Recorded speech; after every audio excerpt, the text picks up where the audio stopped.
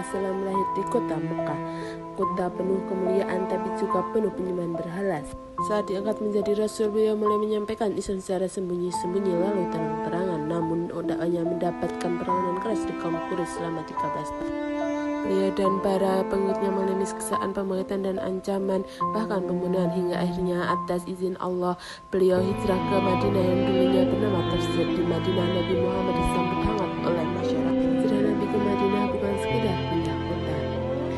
Ada sejarah panjang yang menyiapkan tanah itu jadi rumah Islam pertama Yastrib. Kota dengan dua suku besar, Aus dan Khazraj, bertahun-tahun bermusuhan, perang saudara jadi pemandangan biasa. Darah ditumpahkan demi balas dendam yang diuntungkan oleh kaum Yahudi. Mereka menjual senjata kedua kubu sambil berkata, saat Nabi terakhir diutus, kalian akan kami kalahkan habis-habisan.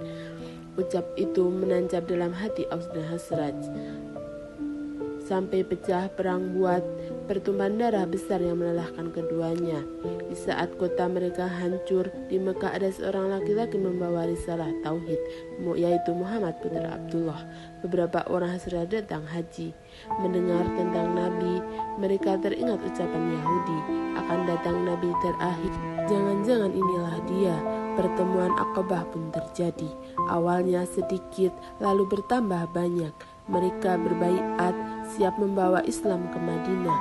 Sejak itu Yastrib bukan lagi kota perang, tapi tanah hijrah, tanah yang Allah siapkan jadi pusat peradaban Islam. Dari kota inilah cahaya Islam menerangi dunia. Di tengah gunung yang gersang, ada sebuah kota yang membawa wajah peradaban. Kota itu adalah Yastrib, yang kemudian dikenal sebagai Madinah, kota yang menjadi saksi isu lahirnya sebuah masyarakat ideal. Sebelum kedatangan Islam itu diwaris seteruan panjang antara dua suku utama, Aus dan Khazraj. Bayangkan selama lebih dari 120 tahun mereka tersebar dalam lingkaran dendam dan peperangan yang seakan tak berkunjung. Tanah yang seharusnya subur justru basah dengan darah permusuhan. Namun segala sesuatu berubah ketika cahaya Islam menyentuh kota ini.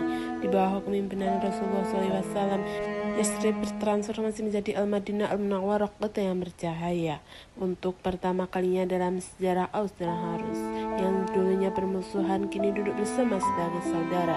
Kehidupan di Madinah menjadi contoh sempurna bagaimana masyarakat luar bisa hidup berdampingan, Yahudi, Muslim, dan berbagai suku Arab hidup di bawah satu kesepakatan piagam Madinah. Ini bukan sekedar perjanjian di atas kertas, tapi sebuah bukti nyata bahwa perdamaian bukan hanya mimpi.